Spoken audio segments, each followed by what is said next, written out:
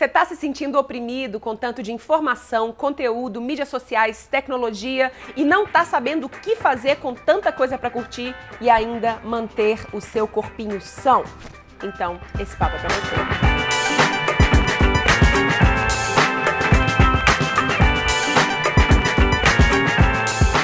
Oi, tudo bem? Eu sou Rafa Capai e esse é o meu, o seu, o nosso Vamos que Vamos Convida, essa série aqui no canal da Espaçonave, onde eu converso com gente foda que me inspira sobre assuntos que nos interessam, na verdade, só desculpa esfarrapada para bater papo com gente bacana, com você aí também participando. E hoje eu tenho Gabriela Brasil. Eu falo Gabriela ou Gabi? Gabi Brasil, Gabriela. Mas você usa Gabriela ou você usa Gabi? Me chamam mais de Gabi. Gabi. Vamos, Gabi, né? Gabi Brasil. Ei, obrigada por estar aqui. Feliz de estar aqui Direto de Califórnia. Sim. Se apresenta pra galera. Sou Gabriela Brasil, sou aquariana, gosto muito de tecnologia. Adoro que você já começa se apresentando com Não é seus pra signos. apresentar, é pra facilitar a coisa toda. Então, gosto muito de organização, tecnologia e eu ajudo pessoas a organizarem o tempo delas. Organizarem o tempo, organizarem a vida, né? Exatamente. Massa. Como é que você chegou aqui, nesse presente, assim? Como é que você construiu esse seu capital humano e criativo? Porque eu sei que você fez uma transição de carreira minimamente recente, né? Sim, sim. Mas conta um pouquinho de como você chegou até aqui. Então, eu, na verdade, já fiz várias transições de carreira. Eu comecei... Caraca! Oh! Desliga. Ah, é da Gabriela Brasil? Era o meu. Terrível. Só põe no mutezinho aí pra nós. Bora de novo. Então, eu, na verdade, fiz várias transições de carreira, né? Eu comecei fazendo ciências sociais, aí eu cursei um pouquinho de psicologia, aí eu tive uma paradinha, né? E depois eu fui cursar cinema. Aí eu trabalhei com produção e tal, e depois de... O cinema você completou? Completei. Esse foi o único que eu completei. Aí no cinema eu achei que eu ia fazer fotografia, porque eu sempre gostei muito de fotografia, mas na hora lá do vamos que vamos, né, resolver as coisas, o pessoal precisava de alguém para organizar e acabava que era sempre eu. Você. Então eu acabei sendo produtora. E aí, como produção, eu fiz longa-metragem, curta-metragem, televisão e tal. E fui morar no Rio de Janeiro para trabalhar para um programa de TV. E minha carga horária ficou muito, muito, muito pesada. E foi quando eu decidi parar tudo e realizar uma coisa que fosse só minha. E aí, olhando para o histórico todo, de todas as coisas que eu já tinha realizado, eu dei de cara com a organização, fui me especializar. E aí comecei trabalhando assim com organização de espaços, indo para casa das pessoas, para os escritórios, para organizar papelada, guarda-roupa, cozinha, tudo que viesse eu topava para fazer, né? E depois de um tempo eu mudei para Califórnia e foi quando tudo mudou de novo. Eu tive que montar um negócio totalmente diferente porque na Califórnia eu não podia trabalhar. E aí, até esperar a minha permissão chegar, eu resolvi empreender digitalmente. E foi quando eu cheguei até aqui. Hoje eu ajudo pessoas basicamente online. O que está acontecendo com o mundo, Gabi? Porque assim, vamos explicar pra galera assim, porque é só a gente conversar com as pessoas, é só a gente minimamente ouvir e a grande maioria de nós está se sentindo oprimido, minimamente oprimido, por esse tanto de informação que aumenta a cada dia, todo mundo produzindo conteúdo, muita coisa legal, mídias sociais diferentes, hoje é o Facebook, amanhã é o Instagram, depois já tem uma nova sendo criada e a gente sente a necessidade de se dividir em vários pedacinhos para estar em tudo quanto é lugar, para dar conta de tudo. O que está acontecendo com o mundo nesse momento? Eu acho que está tudo muito acelerado, né? Quando eu era criança, eu lembro, assim, tentando resgatar um pouquinho, que as pessoas ligavam lá em casa e não tinha isso de responder na hora. Pegava, ligava, deixa um recado aí, quando chegar a gente resolve. Ou então, tinha lá a televisão, que era aquela coisa, mas era só a televisão. Hoje em dia eu vejo, por exemplo, os meus primos, ao mesmo tempo que tá vendo televisão, tá jogando no videogame e tá no celular. Né? Então, é muita informação para dar conta. Eu acho que chegou a internet, né? Entrou a internet no meio do balaio e com ela veio... Assim, eu acho maravilhoso porque veio o mundo inteiro. E isso é muito bacana, porque aí a gente quebrou um monte de barreiras. Mas, ao mesmo tempo, veio volume demais. E com esse volume todo, a gente perdeu o direcionamento. Né? Porque é tanta opção para dar conta, que é igual se você estiver numa prateleira de supermercado com aquele monte de opção, você pergunta assim, o que eu vou fazer? Qual é o produto que eu quero? Né? Então, as pessoas passaram a perder o direcionamento. Inclusive, esse incômodo acontece até na prateleira do mercado. Eu já tive momentos da minha vida que eu estava tão cansada, mas tão cansada, que eu cheguei numa prateleira do supermercado, olhei a prateleira e eu não tive a mínima condição de escolher. Eu fui embora para casa. E não era escolher um produto de R$300 que é, né, uma compra substancial. Não, é escolher o que eu vou comer mais tarde, sabe? Tá, isso tudo tá acontecendo com o mundo. E aí acontece internamente na gente também. Porque aí a gente passa a ter essa sensação de que a gente tem que estar presente o tempo todo. Todas essas síndromes modernas, o FOMO. Outro dia eu tava... Tem FOBO, também tem FOBO. Explica o pessoal o que cada uma delas FOMO são. significa Fear of Missing Out. Medo de ficar por fora. Tem até cunhaura em bom português, porforofobia. Então é bom chamar assim, porforofobia. E FOBO é Fear of Being Offline. Medo de ficar offline. Que são síndromes que, por conta de todo esse volume, a gente desenvolveu uma urgência de ficar sempre online. E aí, por conta disso, por exemplo, você recebe um WhatsApp. Você tem a urgência de responder na hora. Você sente que tem que responder na hora. Por quê? Porque se a pessoa mandou naquela hora, é claro que eu tenho que responder na hora. Você tem que estar no tempo do outro e não no seu tempo. Você está no tempo do outro. Então, todas essas coisas vão trazendo o quê? Muita ansiedade. Tem algumas pessoas que desenvolvem depressão por causa disso. Né? Então, o volume é tão grande, tão grande, tão grande, que acaba pegando aqui dentro. Eu estava estudando essas coisas outro dia e descobri que tem uma que chama decidofobia. Decidofobia. Que é a incapacidade de decidir a respeito das coisas, né? A fobia de decidir. É tanta opção, mas tanta opção que a gente não consegue mais decidir, assim. Eu sei que você estuda bastante isso, que você tá escrevendo um livro sobre esse tema. Por onde a gente começa? Se alguém que está ouvindo, assistindo a gente agora, essa pessoa fala, caramba, é exatamente assim que eu me sinto. Tá demais. Tá demais, não tá funcionando, não é sustentável, não vou conseguir viver assim, com essa urgência interna e essa necessidade constante de conexão, e aí a conexão com o digital. Por onde a gente começa? Qual é o primeiro passo para a gente começar a colocar um filtro entre tudo que existe no mundo e o que de fato a gente é e quem a gente quer ser e o que a gente quer consumir, né? Acho que a gente primeiro tem que partir do princípio de enxergar as coisas de uma maneira diferente, né? Porque muitas vezes a gente está num movimento tão acelerado e vai indo com a corrente que não para observar o efeito que aquilo causa na gente. Só que são efeitos que muitas vezes atrapalham o nosso organismo. Tipo, eu não tô dormindo, eu não tô comendo, eu não tô olhando nos olhos das pessoas para conversar. Qual é o incômodo que a gente sente, né? Eu acho que perceber e dar atenção primeiro a esse incômodo é o primeiro passo. Porque muitas vezes a gente ignora esse incômodo. Esse incômodo no corpo, na mente, nos dois? Geralmente nos dois. Porque quando a gente sente, por exemplo, um volume de informação, ou uma urgência ou qualquer coisa, é o coração palpitando. Ou então são as costas que doem. Dificuldade de dormir. A dificuldade de desligar. Porque tá tudo ligado, né? Corpo e mente está tudo ligado. Então, se a gente está sentindo no nosso corpo, o impacto também é mental. Então, a partir do momento que a gente sente qualquer coisa no nosso corpo, ou qualquer ansiedade, ou qualquer coisa que chame a gente a perder as nossas funções básicas, comer, dormir, cuidar do nosso corpo, a gente precisa prestar atenção no que está causando aquilo. Né? Muitas vezes é o trabalho, muitas vezes são os relacionamentos. Porque a gente faz o quê? A gente usa a internet e tecnologia para tudo. A gente usa a internet para trabalhar, para se comunicar, para conversar com os nossos amigos, para conversar com a família, para quem mora longe, para consumir informação, para entretenimento, para tudo. Então, começar a observar o efeito que isso está causando na gente também é muito legal. Tipo assim, tá navegando no Instagram, né? Um exemplo básico. A galera fica lá navegando no Instagram, dá de cara com uma fotografia.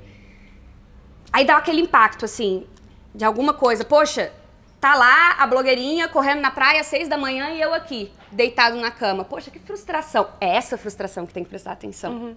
Por quê? O que tá causando isso? É porque você tá, naquele momento, deitado na cama, mexendo no celular, quando, na verdade, você gostaria de estar fazendo esse exercício físico? Porque, geralmente, essa sensação é o que chama a gente porque é o que a gente queria realmente fazer. Né? Então, eu acho que o primeiro momento é realmente dar voz para essas dores, para essa consciência e pensar no que a gente precisa priorizar a partir disso. Tá. E aí, depois disso, qual que é a parte prática desse processo mesmo, assim? Como é que a gente organiza a maneira como a gente consome informação? Como é que a gente organiza o que a gente mantém no nosso celular, as nossas notificações? Que dicas que você pode dar para quem está nesse processo, está sentindo que precisa, e algumas poucas coisas que a pessoa possa fazer e que já vai diminuir um pouco esses incômodos todos? A palavra que você usou aí, diminuir. É por aí que a gente tem que ir, né? Quando a gente está sentindo que tem muita informação, alguma coisa está batendo dentro da gente, tem que reduzir. Então, o primeiro passo é realmente priorizar e ficar só com o que realmente importa. Então, Cara, e aí que eu acho que é o mais, desculpa te interromper, mas... É o mais difícil. Tem gente que não sabe o que importa, né? Eu acho que o problema das pessoas não é diminuir. O problema é achar filtrar. Como fazer esse filtro, como fazer essa curadoria, como descobrir o que eu preciso aprender daqui pra frente, né? Você não acha que é um dos maiores dificuldades? É a maior complicação que as pessoas têm. Porque elas não conseguem enxergar a vida como um mapa, assim, de aonde que vai a minha atenção. De prioridades, Então, o que eu sempre recomendo é que a gente faça um mapa, né? De quais são as áreas de responsabilidade que a gente tem. Do que você é realmente responsável de dar conta na sua vida, que só pode ser você. Por exemplo, você tem um filho, sou só eu que cuido do meu filho. É o meu trabalho. Se eu não realizar, quem é que vai realizar? Então, todos nós temos áreas de responsabilidade, né? Ou é a casa, ou são os filhos, ou é o trabalho, ou é o próprio corpo. Então, é muito legal pegar um papel mesmo, e eu gosto disso, de sentar, pegar um papel e colocar aquilo como forma de mapa mental, de listinha, seja o que for, e se perguntar: o que eu sou responsável na minha vida, que se não for eu, ninguém vai realizar. A partir disso, de encarar esse mapa, a gente consegue perceber assim, bem, essas são as minhas prioridades. Né? Mas sem fazer esse detalhamento de realmente colocar no papel ou numa ferramenta quais são as áreas que você é responsável, fica muito difícil de enxergar. Eu acho até, me corrija se eu estou errada, mas até mais do que responsabilidade. Porque às vezes a gente é responsável por coisas que a gente nem quer ser responsável por. Sim. Né? Talvez até antes mesmo da responsabilidade, pensar o que é meu desejo, né? Quais os papéis que eu quero realizar, né? Exatamente. Como é que eu quero usar as 24 horas da minha vida? Às vezes eu sou responsável por cuidar da casa, mas moram mais 4 pessoas comigo e eu não quero mais ser essa pessoa responsável porque tá pesando pra mim, né? Exato. O legal de fazer esse mapa todo é que a gente vai percebendo áreas ali que a gente pode delegar. E aí, aí a gente vai em outra coisa. Tem gente que tem dificuldade de delegar. Sim. Que gosta de centralizar as coisas, que tem medo também de passar para uma outra pessoa e tal. Mas se a gente encontra essas coisas que podem abrir os nossos braços, né? Que podem liberar os nossos braços, na verdade, tem que prestar atenção para realmente passar a bola para frente. Mas porque realmente tem coisas que é só com a gente. Por exemplo, se você não for malhar, quem é que vai malhar por você? Se você não cuidar da sua alimentação, quem é que vai cuidar da sua alimentação por você? Sim. Se você não cuidar dos seus filhos, quem é que vai ficar lá brincando com seus filhos, se não você? Né? Então tem que olhar com esse critério de pensar assim, o que é comigo? E se é comigo isso daqui, será que eu realmente quero isso pra mim? Será que faz parte da minha vida? Ou então, um bom exercício também é pensar como é que eu me vejo lá na frente. Né? E assim, fechar o olho mesmo e pensar daqui a 10 anos, onde é que eu quero estar? Com quem que eu quero estar? Aonde que eu moro? O que eu como? Como que é o meu corpo? O que eu realizo? Todas essas coisas. É um exercício meio imaginativo, assim. De realmente pensar como que vai ser a tua realidade lá na frente. Mas ele é muito importante. Sim. Porque a partir disso, a partir dessa projeção, a gente entende. Bem, se lá na frente eu quero ser uma pessoa saudável que fica correndo com os meus netos, então eu tenho que malhar hoje. Porque senão o meu corpo não vai aguentar fazer isso. Né? Então, eu acho que é a partir daí que a gente encontra também as prioridades, que é onde a gente quer dedicar o tempo, né? Legal. Agora vamos puxar a orelha da galera. E a mim, inclusive, é um processo constante da gente se auto-observar, né? Sim. As tais das notificações. Você tem alguma coisa notifica? Eu tenho... A única coisa que notifica no meu celular é o SMS. Por incrível que pareça, a gente nem usa mais SMS, né? Mas eu uso. Justamente porque eu gosto de ter um canal de comunicação liberado, além do telefone. Para urgências. Para urgências. E no SMS, o que eu faço? Eu uso muita automação, né? Então, por exemplo, estou esperando um e-mail de um cliente que é super importante, eu coloco uma automação. eu uso o IFTTT. E com o IFTTT, eu puxo lá, se alguém me mandar um e-mail, manda uma notificação para o meu celular, porque apita aqui, ó. E aí eu já sei que é uma coisa importante. Então, a única notificação que eu tenho é essa. De resto, nenhuma. Eu também quase não tenho. Eu tenho o FaceTime, que é quase... Pra mim, é quase telefone hoje em dia, né? O FaceTime. SMS e FaceTime, eu acho que são as duas que Mas eu tenho. WhatsApp, rede social, Não, nada disso, nada. né? É um perigo deixar E tudo aí, isso notificado. e conversando com pessoas ou sentando num bar com amigos, eu vejo os celulares apitando 24 horas por dia. Como alguém consegue manter um mínimo de sanidade Não desse consegue. jeito? Eu acho que não consegue muito, não. Porque você tá direcionando sua atenção para várias coisas. O tempo todo. O tempo todo. Então, você não consegue concentrar. Então, a pessoa deixa, por exemplo, num restaurante, o telefone do lado, ela tá conversando, mas o olho tá lá, a concentração tá lá. E só a presença do telefone já é o suficiente para tirar a sua atenção. Sim. E a lógica é, você tem que ir até o seu telefone quando você quiser, e não quando a rede inteira chamar. Porque a rede vai chamar o tempo inteiro. O tempo inteiro, na verdade, a Marie Folha fala bastante sobre isso, e é um assunto que me interessa muito também.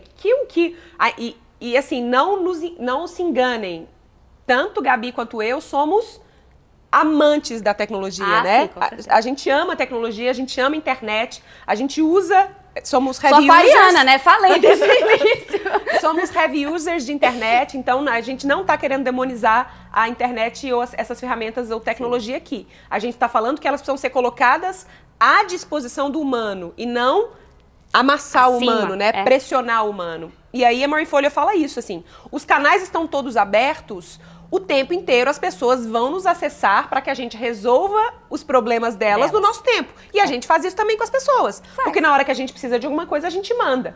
Só que a gente precisa se policiar tanto para não se colocar no tempo do outro e ter que responder, quanto também para não exigir das pessoas que elas façam isso e respondam no nosso tempo, né? Que é uma via de mão dupla. Por que eu não vou, sei lá, pra mim, eu quero criar uma proteção, mas na hora que eu tô cobrando do outro, eu quero que seja urgente, né? Não, você tem, da mesma forma que você gosta de ter o respeito, gosta que as pessoas tenham respeito pelo seu tempo, então a gente precisa ter o respeito pelo tempo do outro, né? E eu gosto das políticas pessoais, assim, eu adotei uma política pessoal pra mim que eu respondo meus e-mails em até 24 horas. Eu respondo determinadas mensagens em até 3 horas. Então eu tenho políticas pra cada rede, porque, por exemplo, o WhatsApp eu já sei que é uma coisa mais urgente. Se a pessoa tá me procurando pelo WhatsApp, ao invés de me procurar pelo e-mail, ela quer uma resposta que seja mais rápida. Então, a minha política pessoal é de ter um retorno mais rápido em cima daquele WhatsApp. E eu acho que determinar essas pequenas regrinhas para cada uma das redes que a gente tem, dá um alívio. Porque da mesma forma... Sabe como você tem que funcionar. Exatamente. E da mesma forma, eu não espero que o outro responda imediatamente quando eu mando uma mensagem. Mas se ele passar um pouquinho além... eu já fico assim, bem, então agora já é a hora, já posso mandar uma outra mensagem. E uma coisa que também é importante a gente tem que conversar com as pessoas que convivem com a gente sobre essas coisas. Então, assim, no trabalho, se você tem uma equipe de trabalho, olha só, usamos essas redes. Qual que é a nossa política aqui? Como que a gente vai entrar em harmonia com essas respostas? Vocês respondem coisas à noite? Eu não gosto de responder, depois das 9 eu tô desligado. Porque se as pessoas não souberem o seu limite, aí fica muito difícil. Então tem que abrir o jogo mesmo. Então, na verdade, esses limites, eles só funcionam se forem comunicados. Com certeza. Né? Com certeza. Muito comum no universo que a gente está mergulhado, você fez o Decola, então você deve ter visto muito isso lá dentro na comunidade, que era, meus clientes querem que eu responda na hora, com urgência. Mas a própria pessoa não comunicou nos e-mails iniciais de proposta para aquele cliente que ela responde em até 48 horas ou em até... É engraçado isso, né? Porque na espaçonave a nossa promessa são 48 horas. E a gente monitora isso com a ferramenta que a gente usa. É claro que alguma vez ou outra isso sai do controle, mas a gente tenta responder em até 48 horas. Mas existe uma pressão do mundo para que isso reduza para 24, para que isso reduza em 12 horas. E eu fico batendo o pé, porque somos pessoas. Mas sempre vai ter essa pressão. Sempre vai. Mas você acha que sempre existiu no passado? Eu acho que ela é bem... Eu acho que é bem mais recente. É recente, É bem mais recente, mas é porque... WhatsApp, por exemplo, as pessoas acostumaram a fazer transações e acordos e vendas pelo WhatsApp. Então, a partir do momento que todo mundo tá lá dentro, isso é uma coisa de brasileiro também, tá? Lá fora as pessoas não usam tanto o WhatsApp assim. O WhatsApp é super mais badalado aqui, badalado aqui. Então, assim, eu acho que é mais recente e porque tá todo mundo lá dentro, ninguém parou pra desenvolver essas regrinhas com o cliente. No meu contrato, por exemplo, eu coloco, eu não me responsabilizo por mensagens trocadas em redes sociais. Tá lá no meu contrato. Então, meu cliente já sabe, desde o primeiro momento que ele trabalha comigo, que uma resposta oficial vem por e-mail. Ele sabe, ele assinou aquele contrato, então eu fico tranquila. Porque é para os dois ficarem tranquilos, né? Então, assim, é uma coisa recente, mas por ser o volume tão grande e estar incomodando, voltar naquela coisa. Se está me incomodando, eu preciso tomar uma atitude, porque isso está trazendo muito estresse, está trazendo ansiedade e está trazendo conflito entre o cliente, porque muitas vezes a pessoa fica, pô, não é possível que essa pessoa tá me mandando isso essa hora. E aí cria aquela barreira. Incômodo, sim. Cria um incômodo. E é muito comum também a gente achar que se você não responde nesse prazo, você vai perder o cliente. Ah, né? Sim. Nossa, isso é muito legal. Tipo, eles estão esperando, eles precisam dessa resposta. Se eu não responder rápido, uma outra pessoa vai pegar. Vai pegar. Nossa, teve uma história muito legal em relação a isso, que eu gosto de contar, que foi o seguinte. Quando eu mudei pra Califórnia, apareceu uma oportunidade, uma pessoa postou em um grupo, preciso de uma pessoa para organizar computador e tal, o meu tá um caos e etc, etc. E aí várias pessoas me marcaram nesse post, né? E aí lá pelas tantas eu mandei uma mensagem pra pessoa falando, oi, eu posso ajudar você e tal, esse aqui é o meu e-mail, me conta mais como é que funciona, meu trabalho funciona assim, tá aqui, meu site e tal, vamos conversar. E logo depois que eu mandei essa mensagem, eu entrei em uma consultoria. E minhas consultorias duram cerca de 2 horas.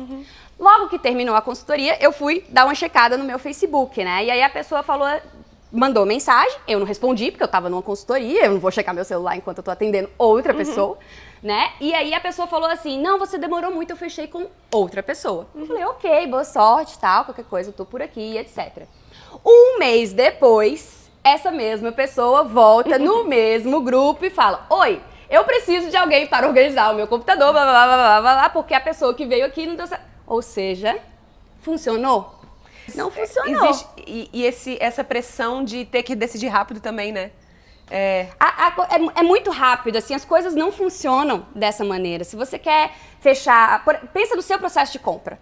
A gente, quando vai comprar alguma coisa que a gente gosta, principalmente quando é um serviço e um serviço caro, a gente pensa, a gente pesquisa, a gente olha todos os sites possíveis e imagináveis, acompanha todos os vídeos daquela pessoa no YouTube até comprar. Só por que tem essa contramão de falar, então você que está me vendendo tem que responder em 2 horas? Rápido, de fato. Ok, e aí você falou assim, mas lá nos Estados Unidos não é assim. E aí eu queria te perguntar, mudando um pouco de assunto, mas eu tenho certeza que não muda tanto. Como é que é viver no Vale do Silício, naquele... No olho do furacão? No olho do furacão, porque é exatamente isso, né? Se a gente está falando de tecnologia, tudo isso que está sendo inventado lá. Como é que é viver lá e trabalhar com isso especificamente? Rafa, eu achei que ia ser mais acelerado. Justamente por estar ali no meio de toda a origem das coisas todas. Eu achei que o pessoal, lógico, tem o perfil da galera que fica no celular o tempo todo. Eles usam mais o Facebook para comunicação do que o WhatsApp, por exemplo. Então a galera, por estar fazendo a comunicação no Facebook, fica na timeline o tempo inteiro. Então eles têm uma ligação no Facebook muito forte. Mas uma coisa que eu observei muito lá é que pela galera já tá mergulhada com tecnologia, com o universo de tecnologia e de internet o tempo inteiro, eles têm a consciência de sair. Então, eu conversei com alguns CEOs, com algumas pessoas, programadores, pessoas que trabalham com tecnologia lá, e eles têm uma política muito bacana de é preciso desconectar. Porque não tem quem aguente ficar o tempo todo assim. Então foi lá que eu aprendi mais sobre mindfulness, mais sobre minimalismo, porque essas pessoas, elas têm políticas até com os filhos, para que eles possam ficar com menos interação com a internet e dar essa desligada um pouquinho, né? Então, assim, eu achei que o comportamento ia ser muito mais acelerado, mas o que eu vi é que esse comportamento é acelerado no trabalho. Mas eles se esforçam para sair um pouquinho dessa realidade, porque sabem o efeito que isso causa. Então, aí você me tocou num ponto muito importante. Sabem o efeito. Existem correntes que dizem que esse efeito é deliberado. Que as as ferramentas são construídas para que a gente passe mais tempo lá, para que a gente fique viciado nisso e que a gente não consiga sair e que a gente comece a sentir os efeitos da falta, né? Quase como uma pessoa realmente que está viciada numa substância. E eu sei que você estuda isso também, assim. A gente já está conseguindo comprovar o vício em tecnologia? Olha, tem uma pesquisadora do MIT que ela fala muito disso, a Sherry Turkle, que o que a internet faz, e as redes sociais principalmente, né? Quando a gente entra dentro de uma rede social, a gente coloca uma postagem ali e no momento que a gente coloca aquela postagem, é um poder tão alto de reflexão porque as pessoas respondem aquilo. Então tem um feedback quase que imediato.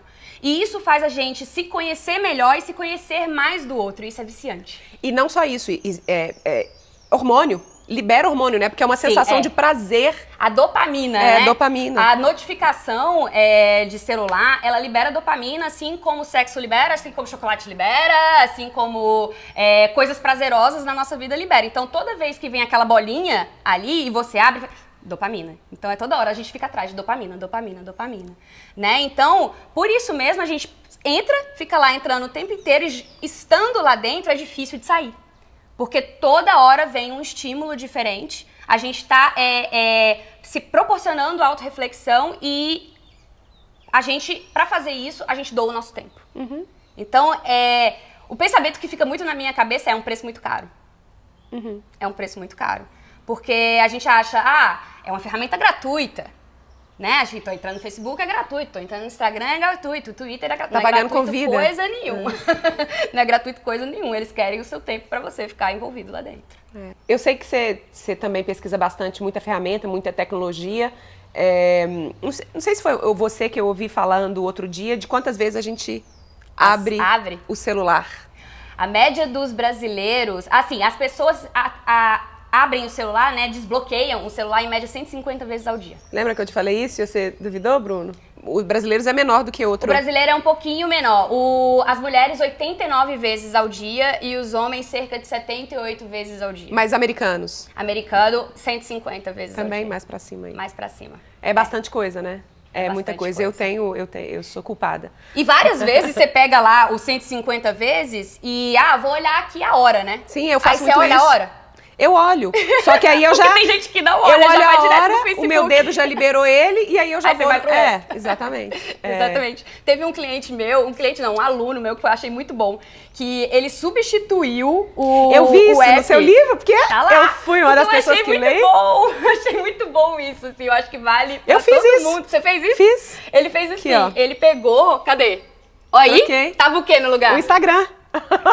Aplicou a dica do Conexão Essencial, minha gente. Apliquei. O Instagram tava aqui, porque é a mídia que eu mais uso e tal.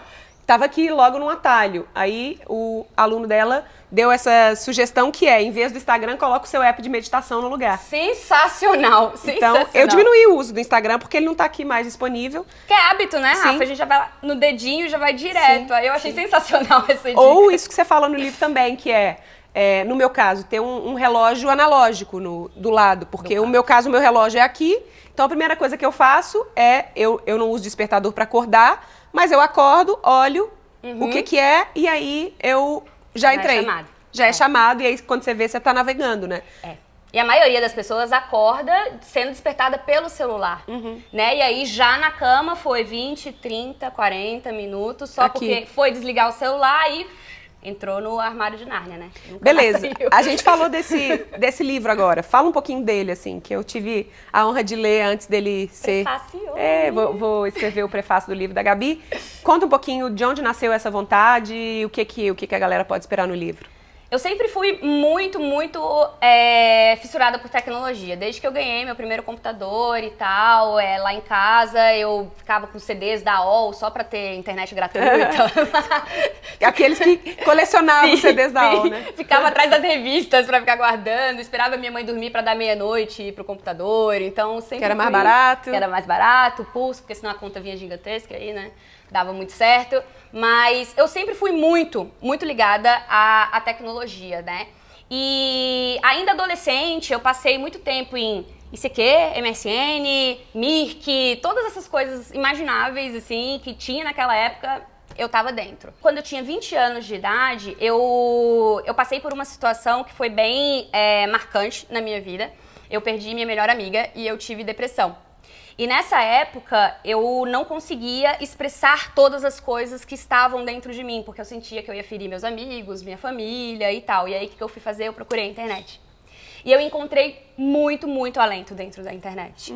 As pessoas falavam sobre as coisas que eu estava sentindo, as pessoas me davam apoio. Eu não sentia, assim, muito do bullying que tem hoje online, sabe? Eu não sei se eu dei a sorte de encontrar as pessoas certas online, mas foi uma coisa que me impulsionou muito. Mas do mesmo jeito que existe esse espaço do bullying, existe muito espaço de aceitação e de acolhimento na internet também, né? Existe sim. E eu dei a sorte de encontrar esse espaço de acolhimento dentro da internet que me ajudou muito. Foi a partir daí que eu comecei a enxergar outras coisas, a ver os efeitos dos remédios que eu estava sentindo, sabe? Coisas que eu não tinha coragem de conversar com ninguém, eu achei dentro da internet, achei um suporte.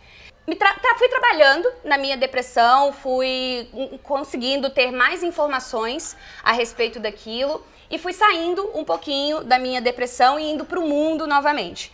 Quando eu comecei a trabalhar, eu já estava tão mergulhada dentro desse universo da internet que para mim foi quase que automático fazer todas as ferramentas funcionarem, colocar processos dentro do computador e colocar ferramentas para funcionar dentro do meu trabalho. E as pessoas achavam isso o máximo, né? Porque eu tinha uma planilha de Excel para tudo, eu tinha um aplicativo para tudo, eu tinha uma resposta que era online. Eu era muito rápida. Eu não tinha tendência de perguntar nada para ninguém. Quando eu fiz o meu primeiro estágio, a produtora falou, não, você precisa de uma grua assim, você precisa de um tripé desse jeito. Eu falava, eu não fazia ideia do que ela estava falando, tipo, internet. Eu não tinha isso de perguntar, porque eu achava que todas as respostas estavam lá. Então eu pesquisava e isso me ajudou muito. Só que ao mesmo tempo, por estar tão dentro daquilo, eu fui observando o outro lado. Eu não conseguia desconectar, né? E quando eu comecei a namorar meu atual marido, o Cauê, ele era completamente desconectado. Eu achava que ele era um ET. E era muito estranho pra mim, muito estranho. Eu achava que ele não me amava porque ele não colocava foto nossa na internet. Sabe? Eu tinha umas coisas assim. E aquilo me incomodava muito. Me incomodava demais. Eu falava, não, tem alguma coisa errada, tem alguma coisa errada. E eu não sei o que foi que me bateu, que em algum momento eu falei, eu queria ser assim. Me incomoda? Porque eu queria ser assim. Eu queria aprender a sair disso. Então eu comecei a sentir a diferença e olhar assim, pô, a internet é legal, mas ela tá sendo uma prisão pra mim. Porque eu via ele tão alegre, tão sem peso, tão sem cobranças em cima dele, que eu falava, cara, é isso que eu quero. E a partir desse pensamento de uma pessoa assim que me despertou esse olhar, eu fui atrás de procurar por que eu não consigo me desconectar. E eu já tinha todo o histórico com a internet e pra mim foi um processo muito grande de achar o caminho do meio. Porque, como você falou, eu não queria detox.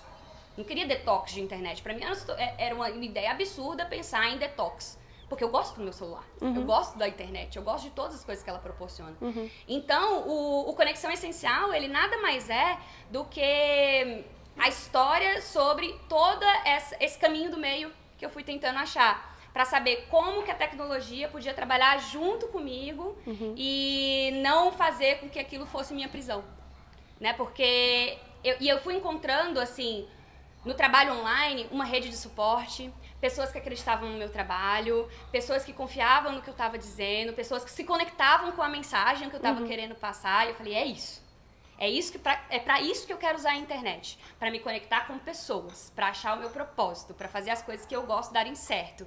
E o Conexão nasceu por causa disso. Eu sei que você é meio freak das métricas, assim.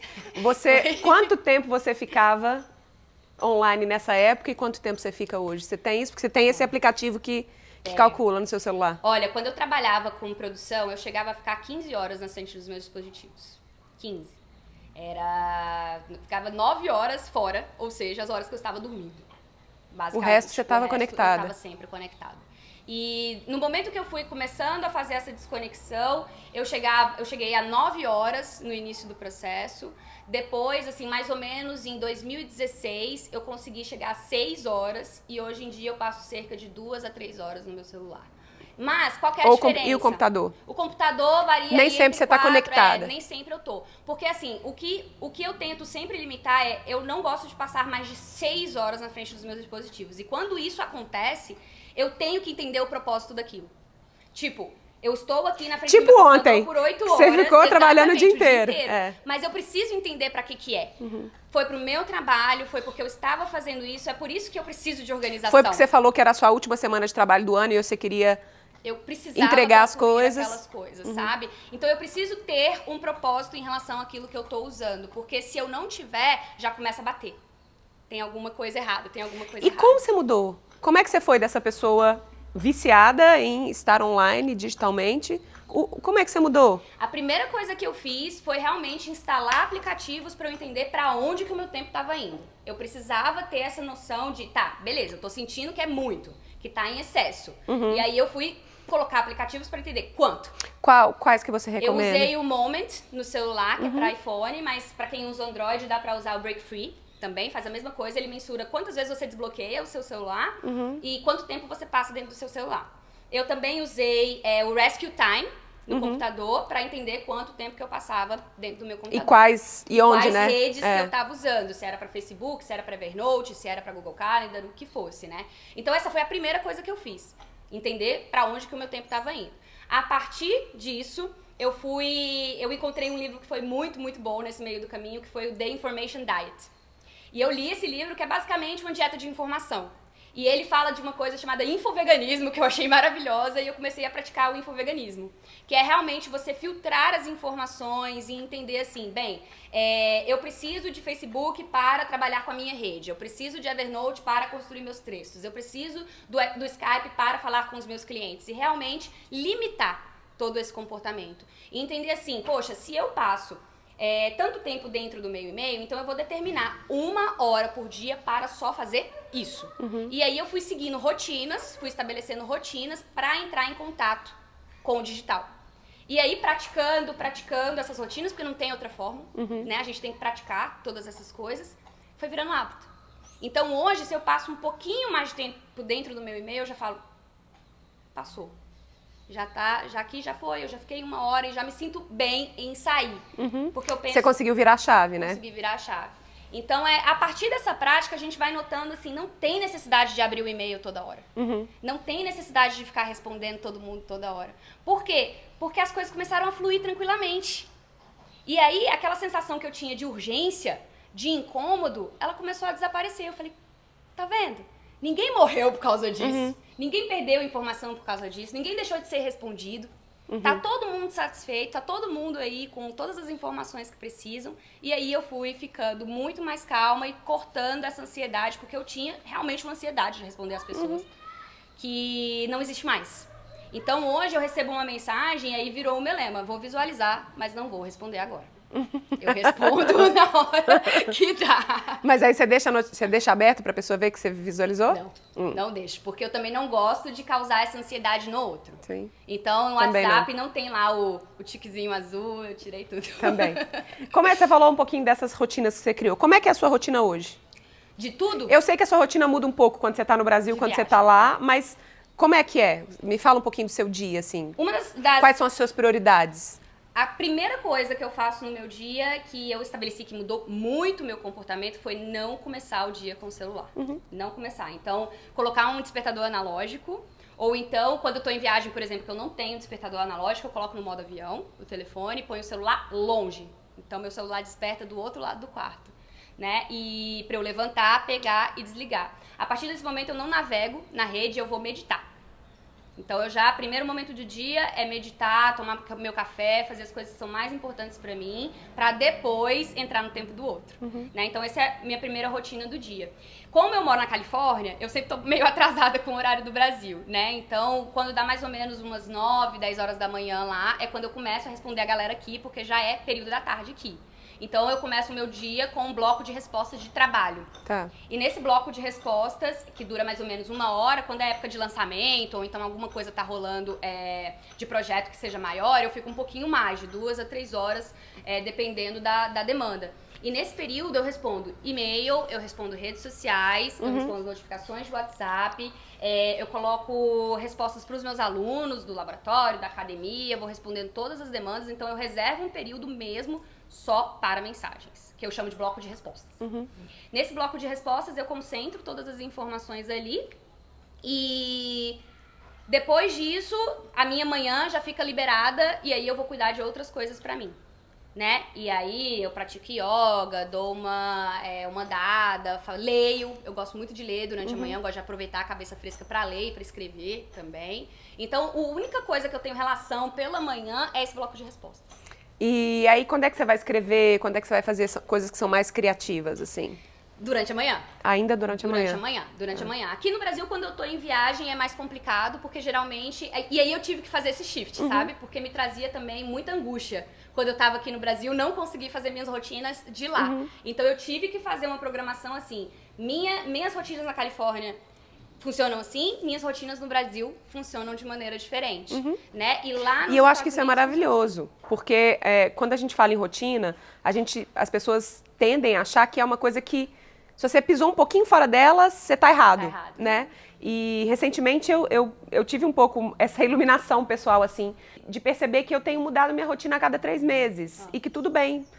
Dependendo... Porque a vida muda também, né? Sim. Agora, início do ano, janeiro, fevereiro, março, eu já tenho que começar a pensar no Decola, no lançamento de Decola. Minha rotina vai mudar. Final de ano é uma outra rotina.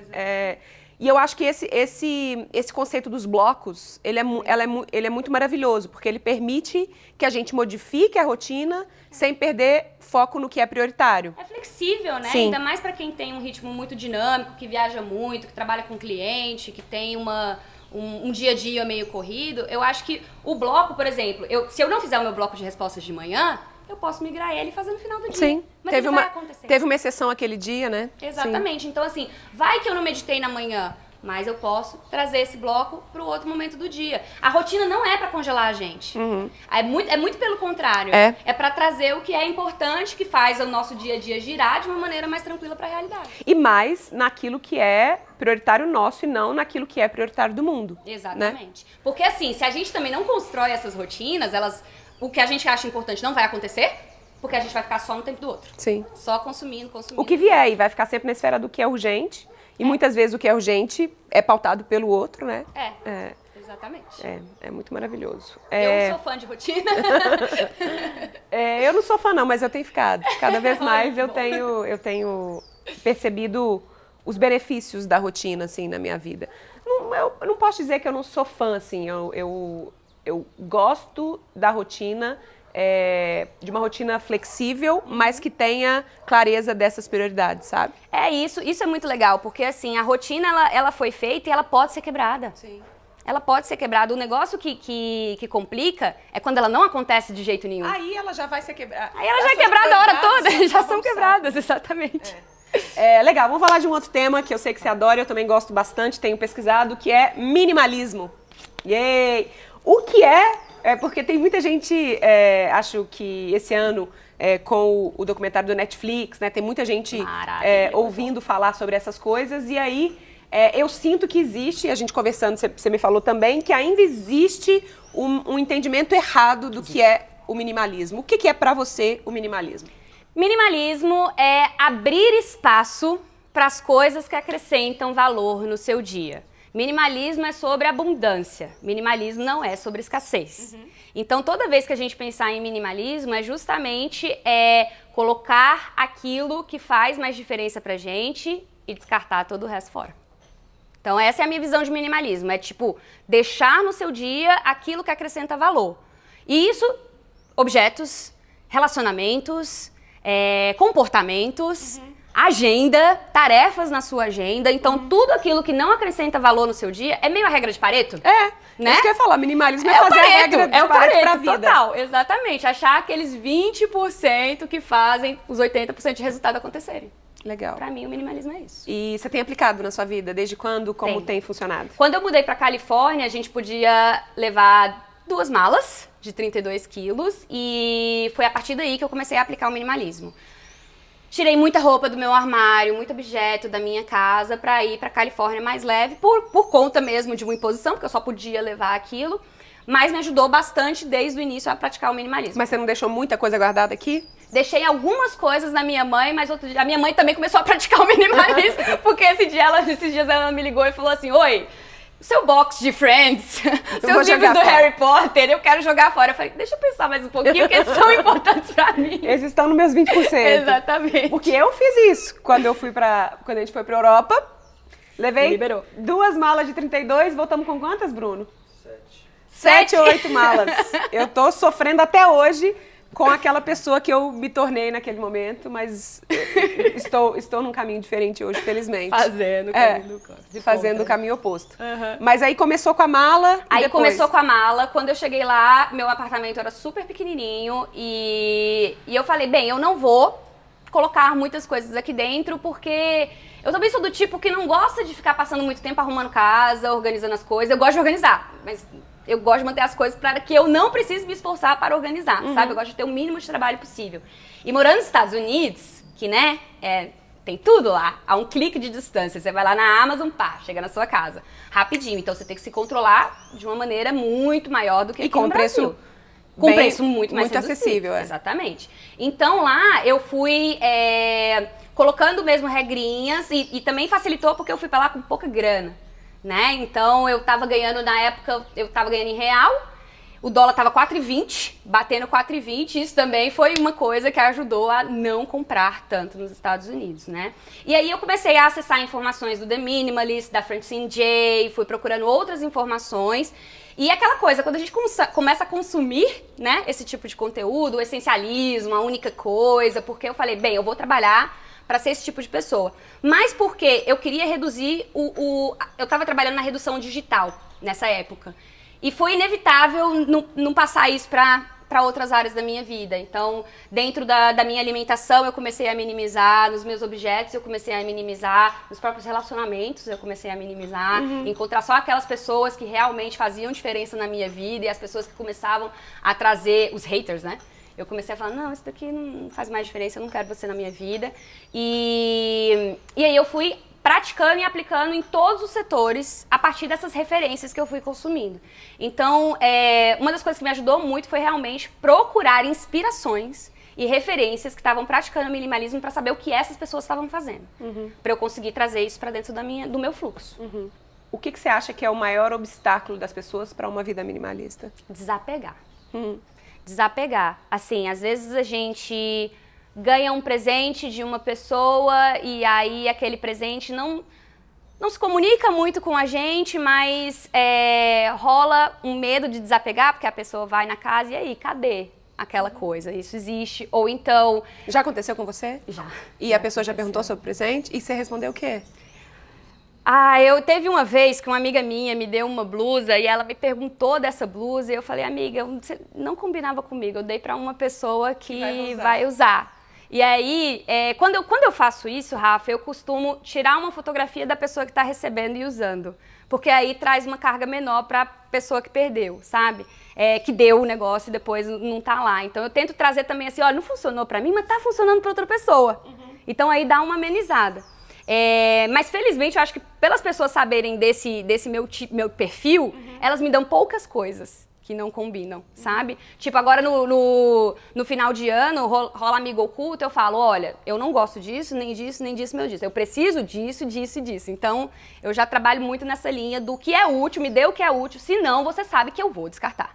Então, as pessoas já entendem quais são meus limites. Agora, uma outra complicação, por exemplo, que eu via muito com as minhas clientes, né? Eu tô guardando essa roupa porque em algum momento eu espero usar ela de novo. Então, a memória ainda tá puxando para esse apego. E essa é a parte mais complicada.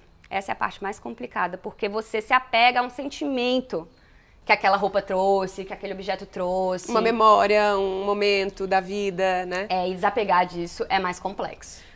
Para quem tá se sentindo soterrado pelo que possui, para mim, a chavinha tem sido aumentar as experiências e minimizar as coisas, né? Qual que você diria que é o primeiro passo para quem está querendo uma vida mais minimalista? O primeiro passo para uma vida minimalista é realmente voltar naquele mapa de novo processo, e né? perceber quais são as minhas áreas, quais são os meus papéis, quais são as coisas que realmente fazem diferença na minha vida. E a partir daí começar a reduzir o que está sobrando. Você é adepta de Marie Kondo? Você acha Só que mantém o que traz alegria? Não, isso até que é muito legal, né? Eu gosto. Mas e, tipo, as meias sofrem quando estão guardadas na gaveta? Você também acha Eu que não as sou meias... tão radical assim, não. As meias... As meias, elas ficam meio emboladinhas ali. Eu acho que elas não sofrem muito, não. Elas não precisam ficar empilhadinhas, assim. Tá tudo bem. Mas essa pergunta é tão poderosa, né? Essa coisa... Que é, o que é que te traz alegria? Parece meio, né, aquele negócio do supermercado, sabe? Do jingle do supermercado. Não. O que faz você feliz? Ah, sim.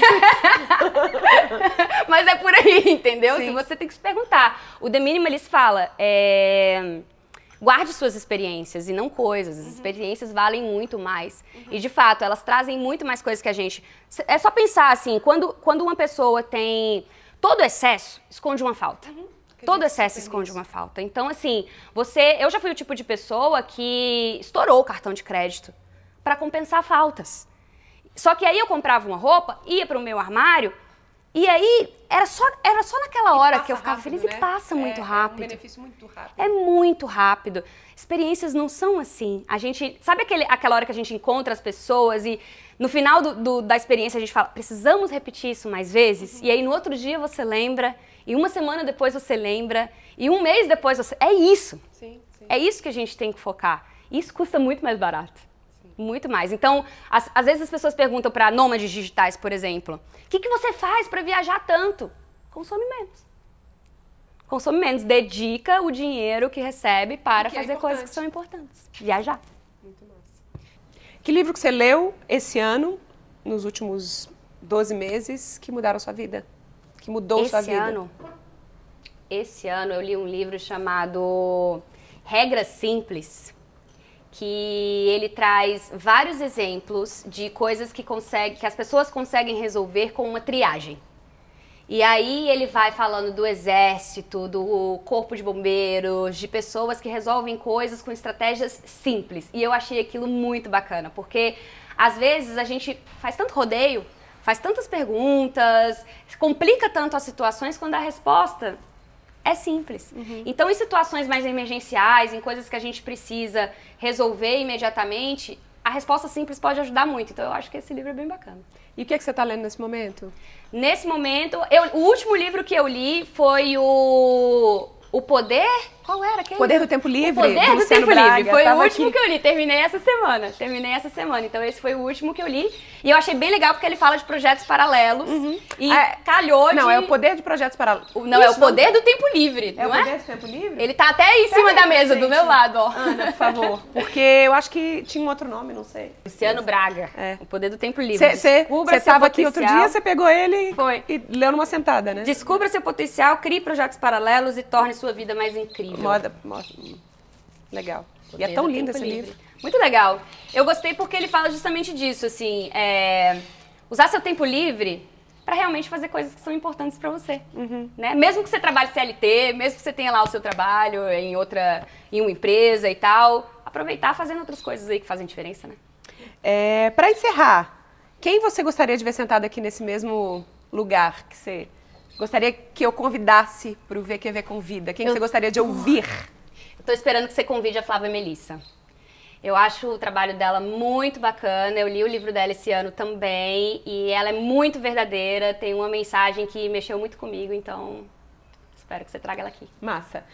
Me conta aqui onde que as pessoas te encontram, o que você tem feito hoje, todos esses Paranauê, agora é do seu jabá. Bora! Eu trabalho basicamente, galera, com conteúdo online, com infoprodutos. Então, se você quiser acompanhar um pouquinho mais do meu trabalho, gabrielabrasil.com, tem todas as coisas lá, meu blog, Instagram, Facebook. Eu também trabalho com conteúdos online, cursos para ajudar você a direcionar o seu tempo e organizar sua vida digital no Laboratório de Produtividade e na Academia de Organização. E logo, logo chega o Conexão Essencial, que é o meu livro contando sobre todo esse papo aqui, para você se conectar com o que importa. E que eu escrevi o prefácio, sim. Tive esse prazer.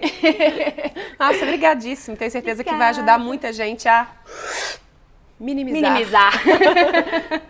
Focar no que é importante. Ficar só com o que importa. Só com o que importa. Aqui, esse foi o VQV Convida de hoje com Gabriela Brasil. Se você gostou, já passou da hora de você dar um joinha aí, compartilhar com aquele seu amigo que fica o tempo inteiro, alguém me ligando, ó. Não, nesse momento não. É aquele amigo que fica o tempo inteiro ali no celular, que você quer conversar com ele, mas ele não olha pra sua cara porque ele tá no celular. Marque ele aí pra ele vir aqui assistir esse papo. Tenho certeza que vai ajudar bastante. Ah, e não esquece, ou melhor, lembra de assinar minha newsletter, que é lá e só lá que eu compartilho coisas que eu não conto por aqui e são coisas bem preciosas e essenciais. Um beijo, câmbio, desligo.